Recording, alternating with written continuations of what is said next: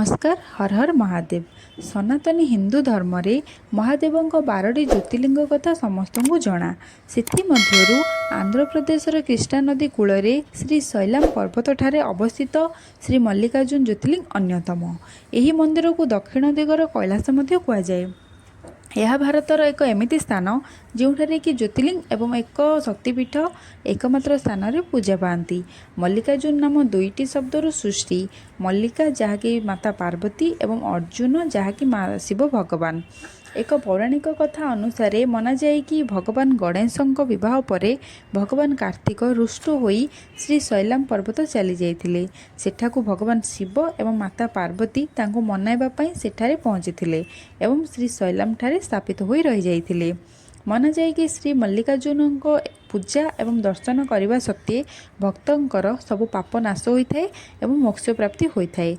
वर्तमान चलतु जानिबा मल्लिकार्जुन ज्योतिर्लिंग आसवा चाहूले किभली आसीपारे। जानिबा पई वीडियोटी को कंटिन्यू करंतु एवं चैनल को नुआ आसिथिले चैनल को सब्सक्राइब कर दियंतु। सर्वप्रथमे आपण मानक हैदराबाद रेलवे स्टेशन आसवाक पड़िबो। हैदराबाद रेलवे स्टेशन रु मात्र 4 किलोमीटर दूर में महात्मा गांधी बस स्टॉप अवस्थित। महात्मा गांधी बस स्टॉप आसी आपण को एसी एवं नॉन एसी बस देखा मिल जाव। एसी बस प्राइस रही 680 रुपीस एवं नॉन एसी प्राइस रही 560 रुपीस।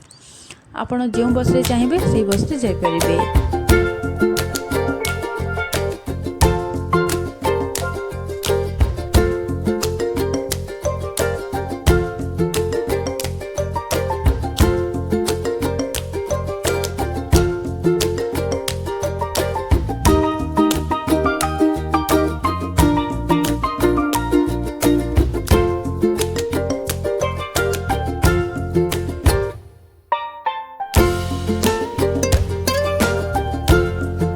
बंका घाटी रास्ता एवं अनेक छोट छोट पहाड़ अतिक्रम करी दीर्घ 7 घंटार सफर पर आमे आसी पहुँची जाइथिलु श्री शैलाम स्वामी मल्लिकार्जुन पाखरे।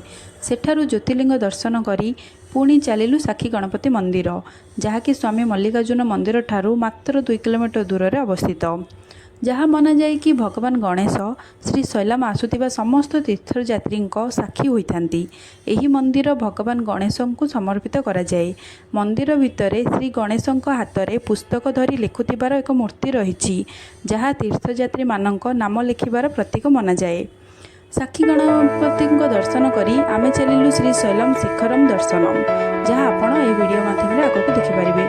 जदि मोर ए वीडियोटी भल लगी थाए चैनल को सब्सक्राइब करंतु एवं वीडियोटी को लाइक करंतु।